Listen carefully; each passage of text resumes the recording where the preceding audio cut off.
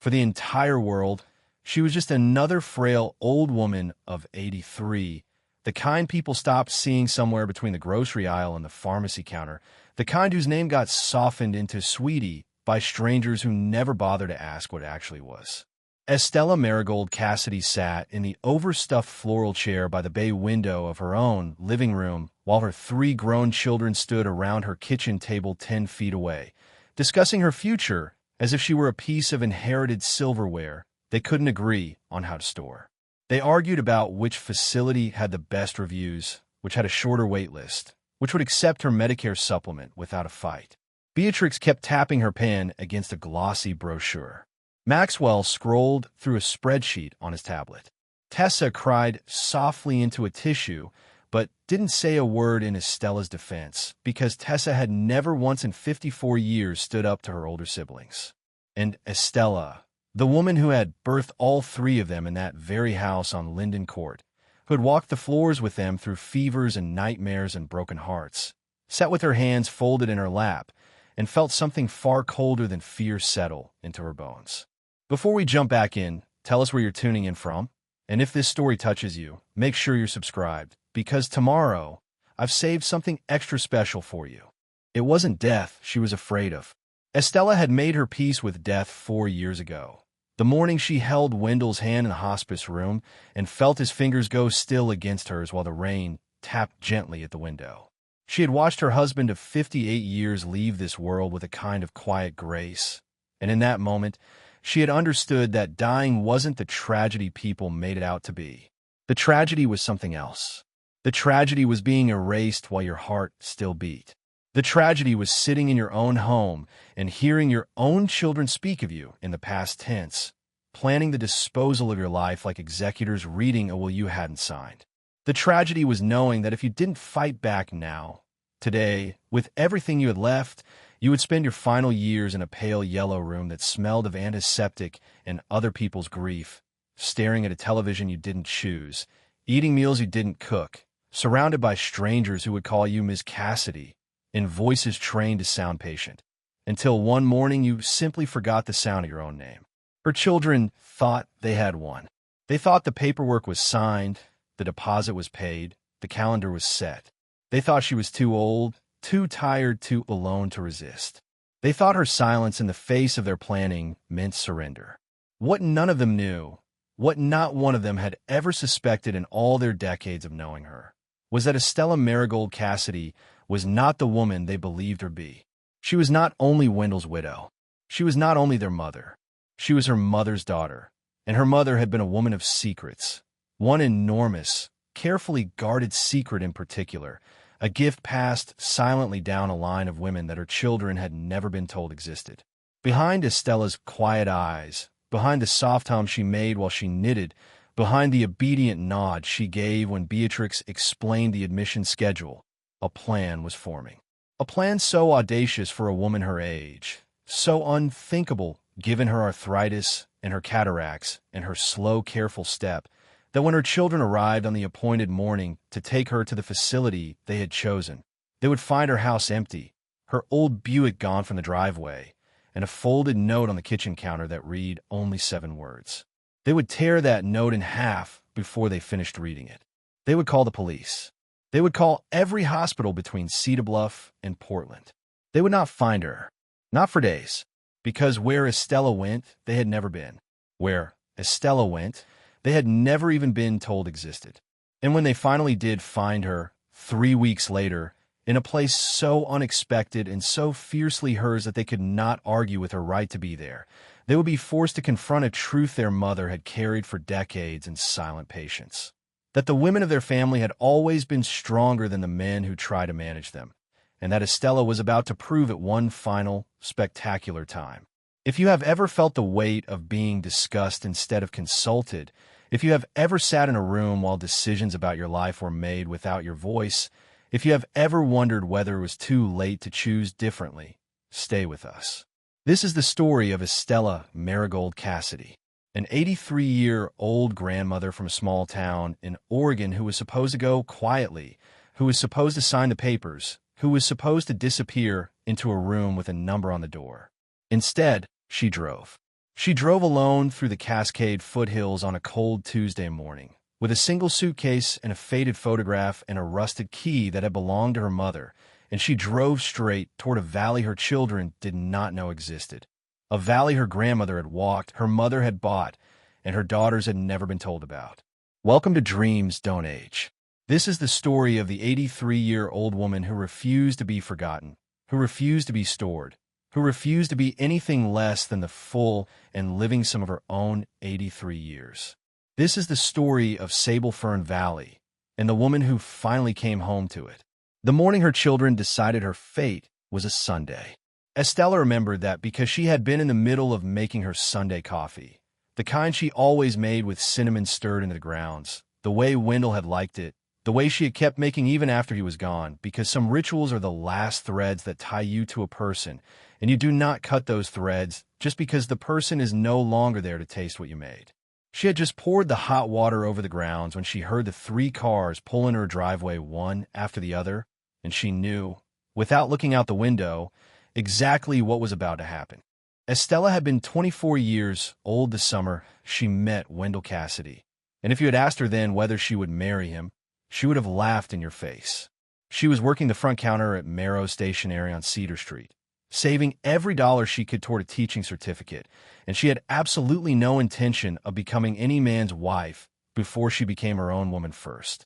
Her mother had raised her on that single, unshakable principle. Honora Bramwell had said it so many times it had calcified into scripture inside Estela's mind.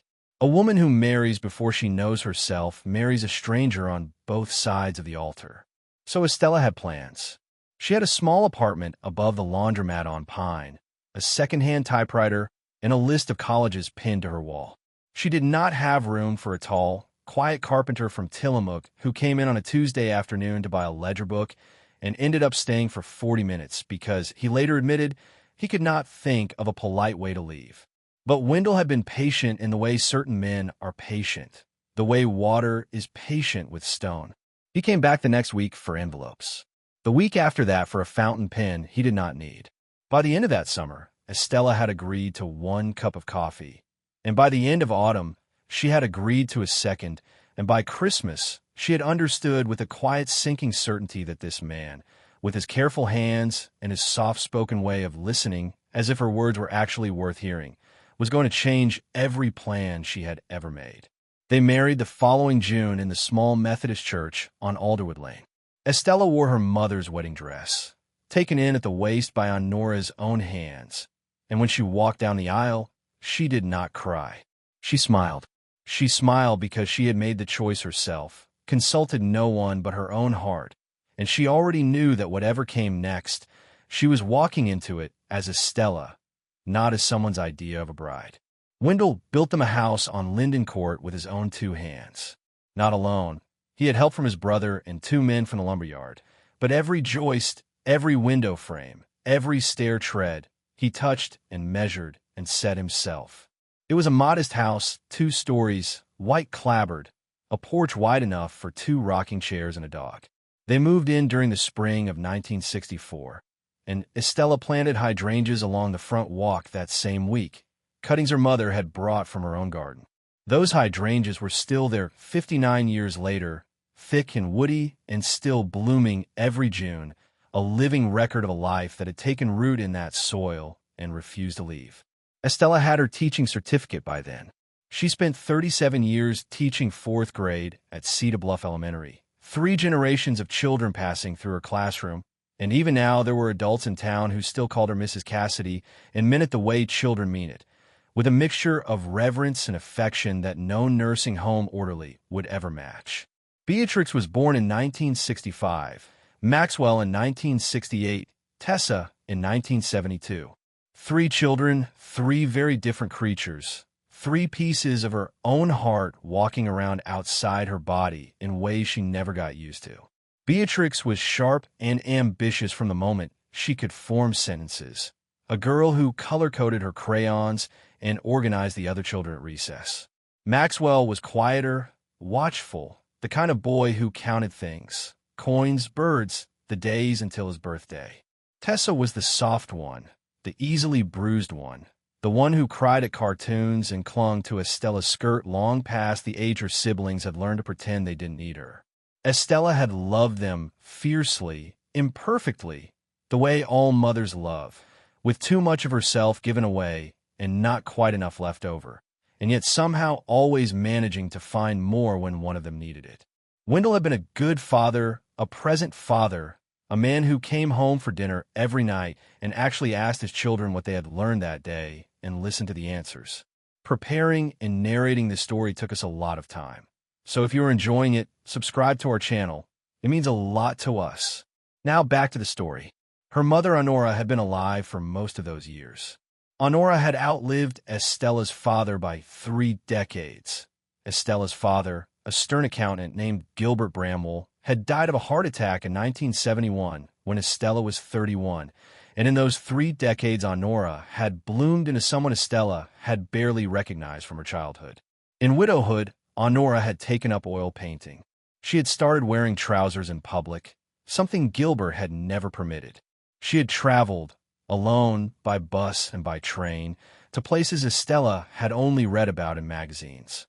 She had visited her daughter often, had sat on the porch on Linden Court with a glass of iced tea, and told stories Estela had never heard before, stories about her own mother, Estela's grandmother, a woman named Cordelia who had walked out of an unhappy marriage in 1919 with 2 small daughters and a cloth bag full of seed money and had never looked back. The women of our line, Honora had said once, her eyes fixed on the hydrangeas, have always known when to leave. It is in our blood. You will know it when the time comes, Estela. You will know. Estela had nodded politely at the time. She had not understood. She had been happy with Wendell, secure in her marriage, certain that she would never need to know what her mother was trying to tell her. 3 cars in the driveway on a Sunday morning was never a good sign. Estela knew her children too well to mistake coordinated timing for coincidence. Beatrix drove the silver Lexus she replaced every 3 years.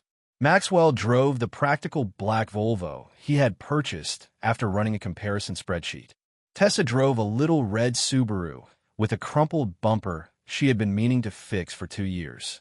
The 3 vehicles lined up along Linden Court like a small, grim procession, and Estela stood in her kitchen with her cinnamon coffee cooling in her favorite yellow mug and watched her 3 children walk up the porch steps one after the other, each of them carrying a folder. Folders. That was how she knew. Her children had come to her house on a Sunday morning carrying folders, which meant this was not a visit. This was a meeting. She opened the door before they could knock. "Good morning," she said pleasantly, as if she had no idea what was coming. "I just made coffee. Shall I pour you each a cup?" Beatrix kissed her cheek in that brisk, efficient way she had, the kiss of a woman who had already moved on to the next item on her agenda. Maxwell gave her shoulder a small pat. Tessa hugged her longer than the other 2, and Estela felt something shift in the way Tessa held her, a kind of guilty tightness, the hug of a person who was about to do something she already felt bad about. They settled in the living room. Beatrix took the leather wingback that had been Wendell's. Maxwell sat on the love seat with his folder balanced on his knees. Tessa perched on the edge of the ottoman like she might need to leave quickly. Estela lowered herself carefully into her floral chair by the bay window and waited. "Mom," Beatrix began, in that careful voice people use when they are about to deliver news they have already decided you will accept. "We need to have a serious conversation about your living situation." "My living situation is this house," Estela said, gently, still smiling. "It has been my living situation for 59 years. What is there to discuss?" Beatrix exchanged a look with Maxwell. Tessa looked at her shoes. Maxwell opened his folder. "Mom, we've been talking for a few months now, the 3 of us, and we're worried. You're 83 years old. You're living completely alone in a 2-story house with a yard you can't maintain.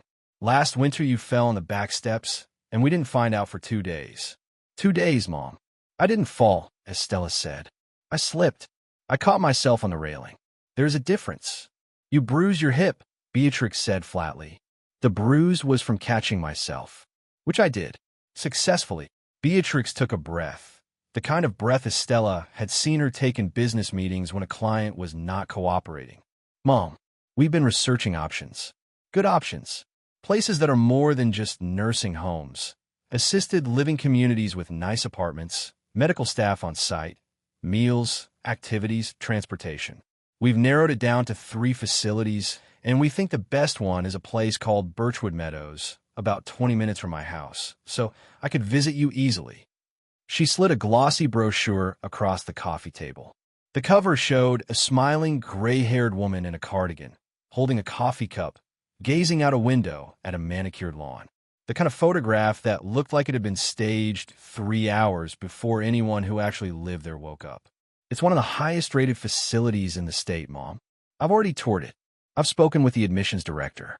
They have a studio apartment opening up at the end of the month, and they're willing to hold it for us if we put down a deposit this week. Estela did not touch the brochure. She looked at it on the coffee table the way you might look at a dead bird someone had placed in front of you. Then she looked at Beatrix, then at Maxwell, then at Tessa, whose eyes were still on her shoes. And who precisely, Estela said, her voice very calm, decided this? We all did, Mom, Maxwell said. The 3 of us have been discussing it for months. We've looked at your finances, your health records, the condition of the house. We've done our due diligence. This is the right decision. Your finances, Estela repeated. My health records. The condition of my house. You have reviewed all of this. Without telling me. Mom, we're your children. We have a right to be concerned. You have a right to be concerned. You do not have a right to investigate me. The words came out sharper than she had intended, and the room went still. Tessa finally looked up, her eyes wet. Mom, please. We're just trying to help. No, Tessa. Estela's voice was soft, but it did not shake. You are not trying to help. You're trying to manage me. There is a difference, and the fact that none of you can see it is what tells me how far gone this has already become. Beatrix leaned forward. Mom, we've already put down the deposit. The silence that followed was not silence. It was something heavier than silence. It was the sound of a woman hearing, for the first time in her life, that her own children had signed papers committing her to a place she had not agreed to go. Estela felt her hands begin to tremble in her lap, and she folded them more tightly, because she would not let them see her shake. You did what? She said, not as a question. The move-in date is the 24th of this month, Beatrix said.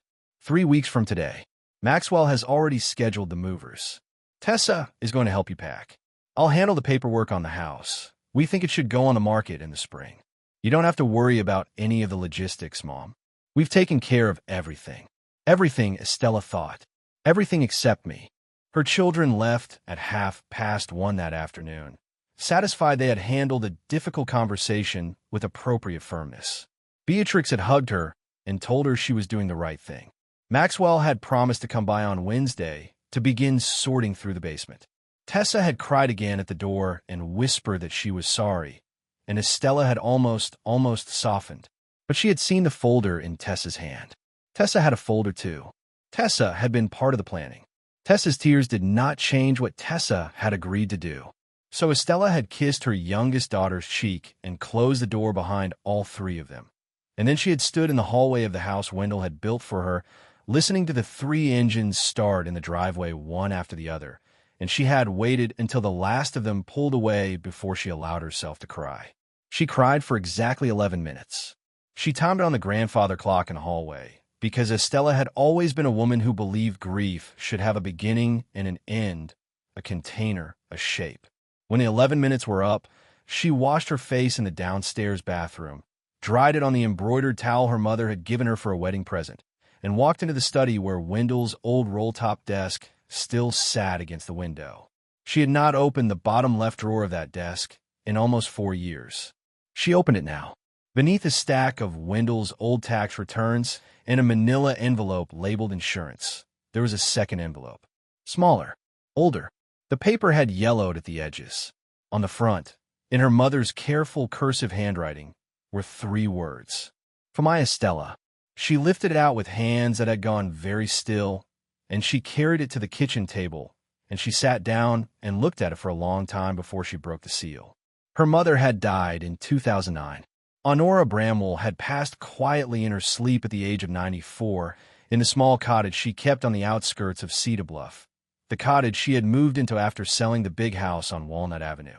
Estela had been the one to clean out her mother's things, and in the back of Honora's cedar wardrobe, she had found this envelope, wrapped in a silk scarf, with a short note attached. Estela, do not open this until you are certain you need it. You will know when. Your mother, who loves you. Estela had not opened it. She had not understood what her mother meant by need, and she had been too deep in her own grief that year to investigate. She had placed the envelope in Wendell's bottom desk drawer, covered it with tax papers, and over the following years she had nearly forgotten it existed. Nearly. But today, as her children's cars disappeared down Linden Court, she had remembered. Today, for the first time, she understood what her mother had meant. She opened the envelope. Inside were 3 items. The first was a folded legal document, thick and stiff with age, embossed with a notary seal. The second was a small brass key, heavier than it looked, with a tag tied to it by a faded red ribbon.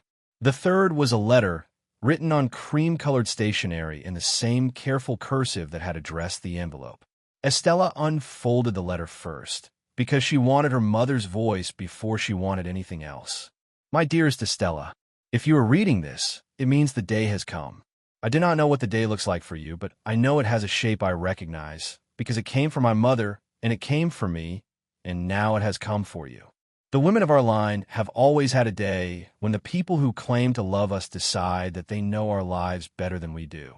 My mother's day came when her husband beat her for the 3rd time, and her own brothers told her she must stay. My day came when your father, God rest him, decided without asking me that we would sell the farm my own mother had left me and move into town. I did not fight him then, Estela. I was not strong enough yet. I regretted it every day of my life until he died.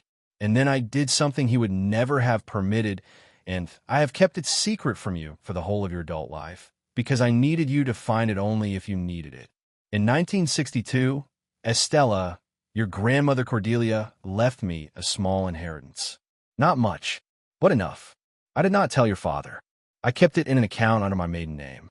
In 1968, I used that money to buy 62 acres of land in the Cascade foothills, near a little place called Hollowbrook. There's a valley there called Sablefern. There is a cottage on the property, small, plain, built in the 1940s by a man who raised pears. There's a creek and an orchard and more sky than you have ever seen at one time. I have paid the taxes every year through my attorney, a man named Lionel Okafor, whose office is in Portland. The deed is in the 2nd drawer of this envelope, and the key fits the front door. The land is in your name, Estela. It has been in your name since the day I bought it. Your father never knew.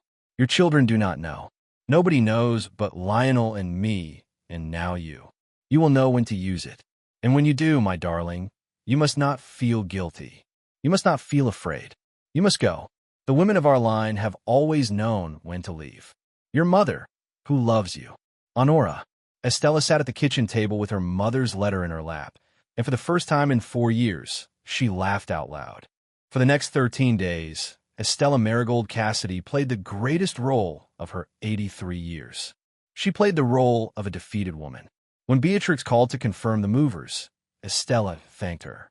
When Maxwell came by on Wednesday to begin sorting the basement, Estela made him tuna sandwiches and watched him decide which of Wendell's old tools should go to Goodwill.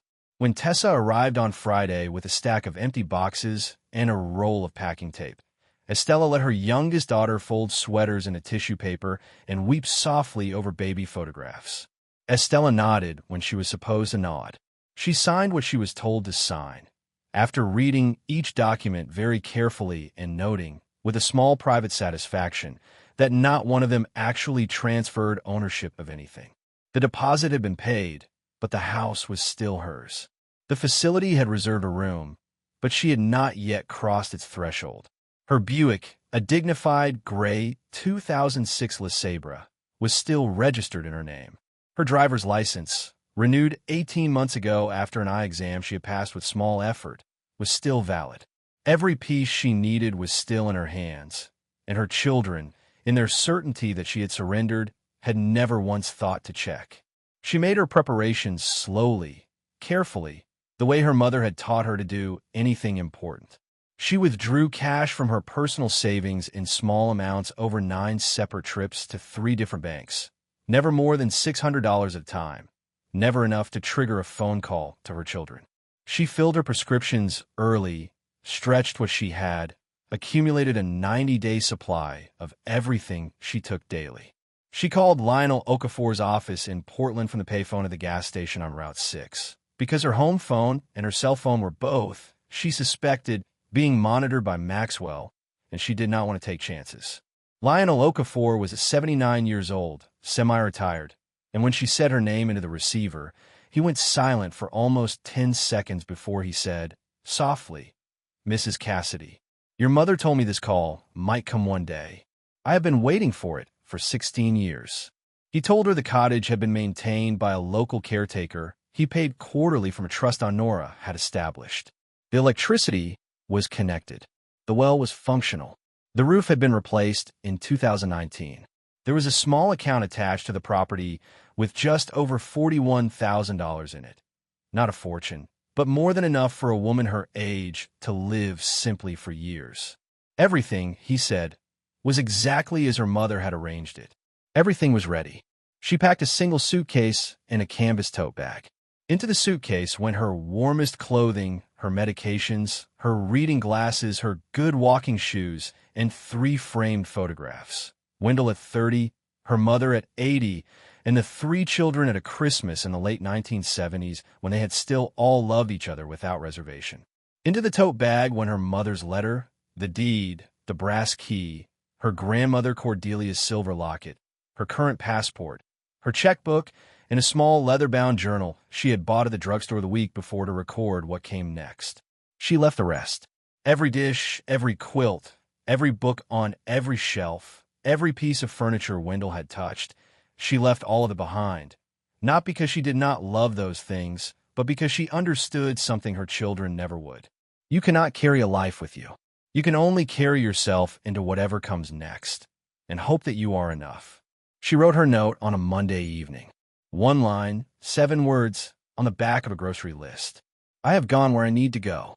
She placed it under the sugar bowl in the center of the kitchen table, where Beatrix would find it on Tuesday morning when she arrived, as she had promised to arrive, at precisely 9 o'clock, with her Lexus loaded for the final walkthrough before the Thursday move.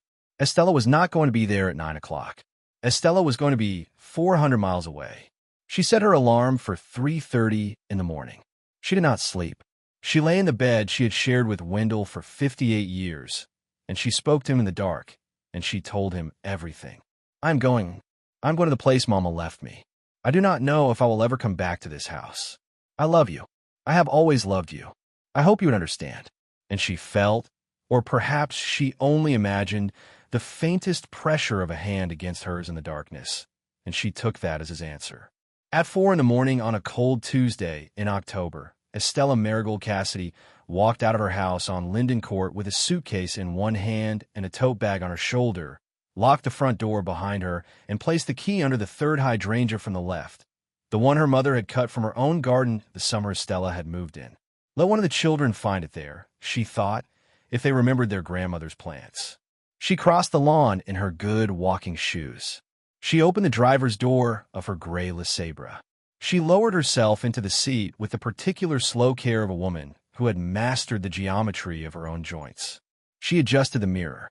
She started the engine. She backed out of her driveway under the streetlight at the corner, turned left onto Elm, and pointed the Buick toward the on-ramp for Highway 20, which would take her east toward the Cascades, toward the foothills, toward a valley her children did not know existed.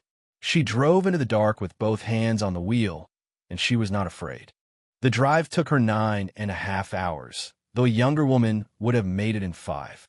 Estela drove slowly, deliberately at 60 miles an hour, even when the speed limit rose to 70, because she was 83 and she had not driven more than 20 miles at a stretch in 6 years, and she was not about to die on a highway outside Sisters, Oregon, after coming this far. She stopped 4 times. Once at a truck stop outside Albany to use the restroom and buy a coffee she did not drink. Once at a rest area near the McKenzie Pass to stretch her back against the door of the Buick and watch the sun rise over the snow-dusted shoulders of the 3 sisters. Once in a little town called Camp Sherman, where she ate half a blueberry muffin and fed the rest to a crow that watched her from the fence of the picnic area with what she was certain was approval. And once, briefly, at a gas station outside Hollowbrook, where a young woman at the counter gave her directions to the unmarked gravel road that led up into Sable Fern Valley and warned her, kindly, that the road got rough after the Third Creek crossing. It'd get rough. The Buick groaned over ruts it had not been built for, and twice Estela had to stop and get out and move a fallen branch from the road with her own hands. And once she simply sat with the engine idling and laughed at the absurdity of an 83-year-old widow hauling deadwood on a mountain road at 4 in the afternoon in October. But then she came around a final bend, and the trees fell back, and there it was, Sable Fern Valley, a long, gentle bowl of land cupped between two low ridges, the late afternoon sun pouring into it like honey into a wooden bowl, a creek glinting in the middle distance. The dark green of old pear trees, grown wild and thick, standing in uneven rows along the valley floor. And at the far end, nestled against a copse of cedars, a small gray cottage with a tin roof and a stone chimney and a porch that leaned slightly to the left. Estela stopped the car in the middle of the road, and for a long moment she did not move at all. She simply looked at the valley her mother had bought 60 years ago, and she understood, finally, what her grandmother Cordelia and her mother Honora had known all along. Some places are not bought. Some places are kept. Some places wait. The brass key turned in the front door lock on the second try. The cottage smelled of cedar and dust and old wood smoke, the way houses smell when they have been loved and then left alone. There was a single main room with a wood stove, a small kitchen with a hand pump at the sink, a bedroom with a cast-iron bed frame and a patchwork quilt folded at the foot, and a bathroom that had been modestly updated in what looked like the 1980s. On the kitchen counter, Estela found a note in a different handwriting. The caretaker Lionel had mentioned, listing the location of the well pump switch, the propane tank, the spare firewood, and a phone number to call if anything broke. There was also a small loaf of fresh bread, a jar of local honey, and a note card that read simply, "Welcome, Mrs. Cassidy. Your mother asked us to leave bread for you whenever you came." Estela sat down on the edge of the bed, still in her coat, still holding the key, and she wept. Not from sadness, from something she had no word for, something closer to recognition, something closer to coming home to a house she had never seen. She slept 12 hours that first night. She woke in the morning to sunlight on the quilt and the sound of a creek she could not yet see, and for a full minute she did not know where she was, and when she remembered, she smiled against the pillow like a girl. She made coffee on the little propane stove. She ate bread with honey at the kitchen table. She walked out onto the porch in her coat and her slippers, and she watched a pair of deer pick their way through the orchard, and she thought, "This is mine. This is mine. This is mine." She said it out loud to the pear trees, and the pear trees did not argue. She spent the next 2 days learning the cottage, opening every drawer, every cupboard, every closet, running the water until it ran clear, checking the propane, stacking kindling by the stove. And on the third day, in the bottom of a cedar chest at the foot of the bed, wrapped in the same kind of silk scarf her mother had used for the envelope, she found the journal. A thick, leather-bound journal, its pages soft with age, its cover embossed with the initials H.B. Honora Bramwell. Estela carried it to the porch and sat down in the rocking chair and opened it with hands that had begun, slightly, to tremble. The first entry was dated April 17th, 1962. I am 47 years old. My husband does not know I am writing this. My mother, Cordelia, died 3 weeks ago, and in her she has left me an amount of money that my husband does not know exists. I have decided today that I will not tell him. He would spend it on things he wants. I'm going to keep it. I'm going to find a piece of land that is mine, entirely mine, in my name alone, and I'm going to hold it quietly for the rest of my life. And I'm going to leave it to my daughter Estela when the day comes that she needs what her grandmother once gave me. This is the first secret I have ever kept from a man, and I find that my hand is not shaking as I write it. I find that I feel, for the first time in my life, awake. Estela read that entry 4 times. Then she turned the page. They found her on the 19th day. Estela had expected it to take longer, but she had underestimated Maxwell, who was methodical enough to trace the withdrawals she had made from the banks in Cedar Bluff, and clever enough to cross-reference them with the mileage logs on her Buick, which had been serviced 3 weeks before she left and which had an odometer reading on the receipt. From there, he had worked out a rough radius. He had called every county clerk's office within a 400-mile drive, asking whether a woman named Estela Cassidy or Estela Bramwell had purchased or claimed any property. The clerk in Linden County had found nothing. The clerk in Jefferson County had found nothing.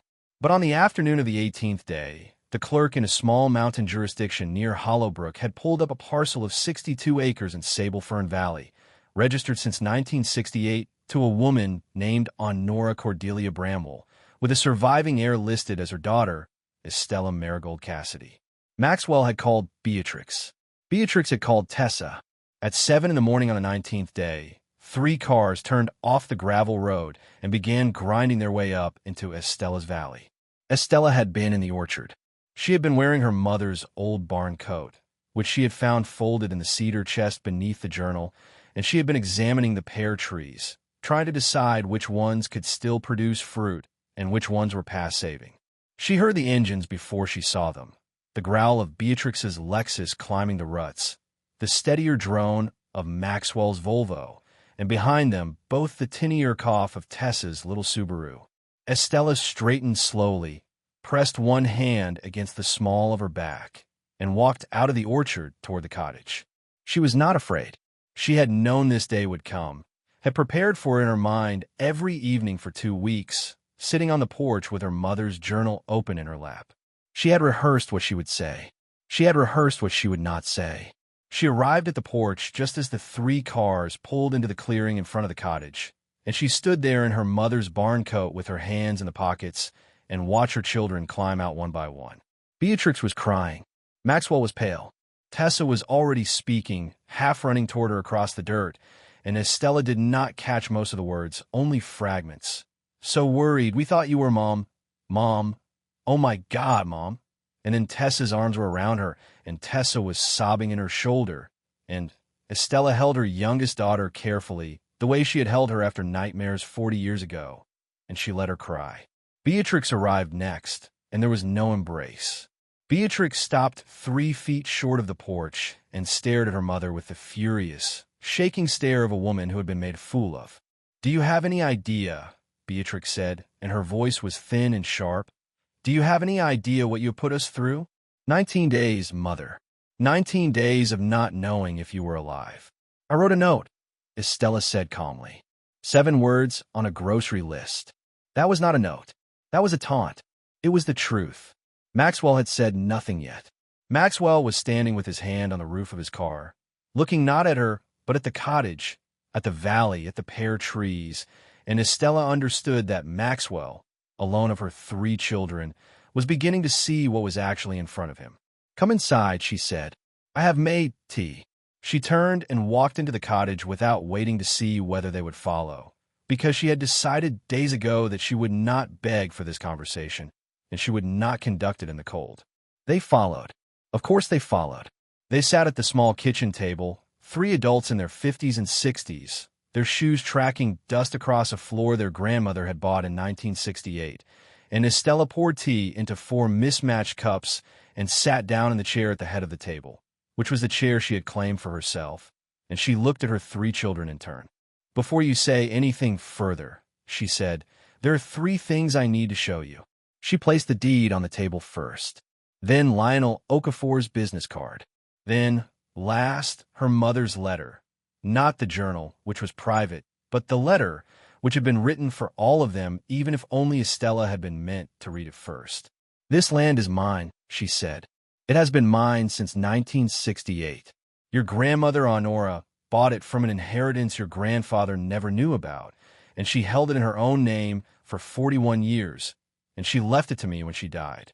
The cottage has been maintained for 16 years by a caretaker your grandmother paid through a trust. The trust still has enough money to keep me comfortably for the rest of my life. Nothing here is improvised. Nothing here is a fantasy. Nothing here can be signed away by 3 children who have decided they know better than their mother. Beatrix picked up the deed. Her hand shook. Maxwell read Lionel's business card twice. Tessa, still wet-eyed, picked up the letter last and read it aloud in a small, trembling voice, because she could not help herself. When she reached the line, "The women of our line have always known when to leave," her voice broke, and she set the letter down on the table and covered her face with both hands. "Why didn't she ever tell us?" Beatrix said finally, in a voice Estela had not heard from her in 40 years. It was the voice of a small girl who had lost something she did not know she had. "Because," Estela said gently, "she was keeping it for a day none of us knew would come. She was keeping it for me." They stayed for 3 hours. They did not convince her to leave. They did not try. Not really.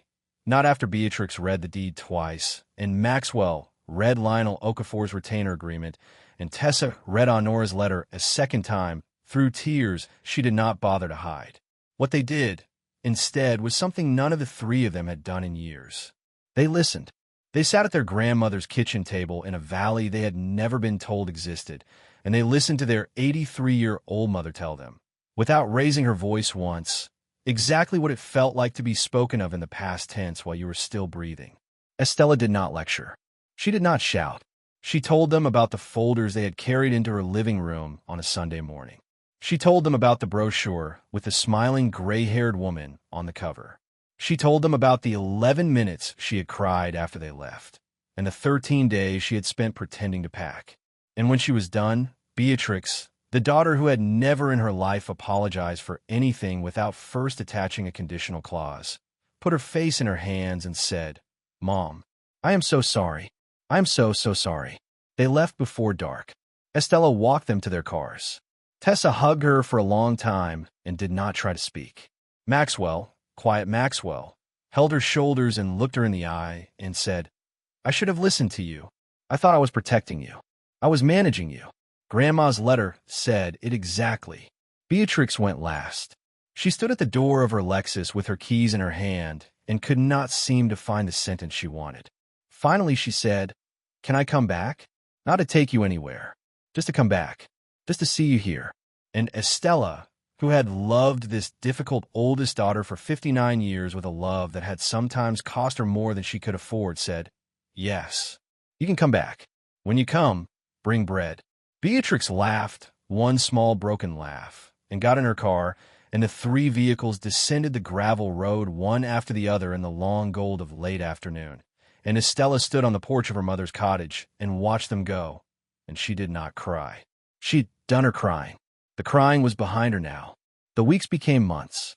October became November. November became a cold, bright December, and Estela learned the rhythm of a place her mother had kept for her. She learned which pear trees would fruit in the spring and which had given up. She learned that the creek ran loudest in the hour after sunset. She met Pearl Hadley, the caretaker's wife from over the ridge, who drove up twice a week in a mud-splattered pickup truck with groceries and gossip and a great stubborn laugh, and who became, within a month, the closest friend Estela had made in 30 years. She found a doctor in Hollowbrook who made house calls and who declared her, after a thorough examination, remarkably sound for your age, Mrs. Cassidy, remarkably sound. She read her mother's journal from cover to cover, slowly, 1 entry a day, as if Honora were speaking to her across 60 years, and she learned things about her own mother she had never guessed. That Honora had once considered leaving Gilbert in 1967 and had lost her nerve. That Honora had come to Sable Fern Valley alone every autumn for 40 years and never told a soul. That Honora had written 1 entry specifically for Estela on the day Estela was born, in 1940, saying only, "She is here. She is mine. I will teach her everything I did not know." Tessa was the first to visit, 2 weeks in. She came alone in her little red Subaru with a basket of winter apples and stayed 3 nights, sleeping on the small cot Estela set up by the wood stove. And on the second evening she said, quietly, "Mom, I want to tell you something. Watching you do this, watching you actually do this, has changed me. I have been small my whole life. I have done what my siblings told me. I do not want to be that woman anymore." And Estela, who had worried more about Tessa than about any of her children, reached across the table and took her youngest daughter's hand and said, "Then don't be." Maxwell came next, a month later, and spent his entire visit fixing things. The leaning porch post, the loose hinge on the pantry door, the uneven step at the back of the cottage. He did not say much. He did not need to. Maxwell had always loved through his hands, and Estela accepted his repairs the way she had once accepted Wendell's, as the slow, quiet language of a man who was trying. Beatrix came last. She came at Christmas. She brought bread. On a morning in late March, Estela sat on the porch with her second cup of coffee and watched the first tentative blossoms appear on the oldest pear tree in the orchard, and she thought about the women of her line. Cordelia, who had walked out of a cruel marriage in 1919 with 2 children and a cloth bag. Honora, who had kept a secret valley for 41 years. Estela, who had driven 400 miles at 83 toward a place she had never seen. She thought about her granddaughters, the 2 of them, 11 and 9, who would one day be told about this cottage, who would one day be given their own key. She picked up her journal, the small leather-bound one she had bought at the drugstore the week she left Cedar Bluff, and she wrote, in handwriting that resembled her mother's more than she had ever noticed before, a single line for the girls who would read it someday. The women of our line have always known when to leave. My darlings, you must also know when to stay. She closed the journal. She drank her coffee. The valley was hers. She was home. Up next, you've got 2 more standout stories right on your screen. If this one hit the mark, you won't want to pass these up. Just click and check them out. And don't forget to subscribe and turn on the notification bell so you don't miss any upload from us.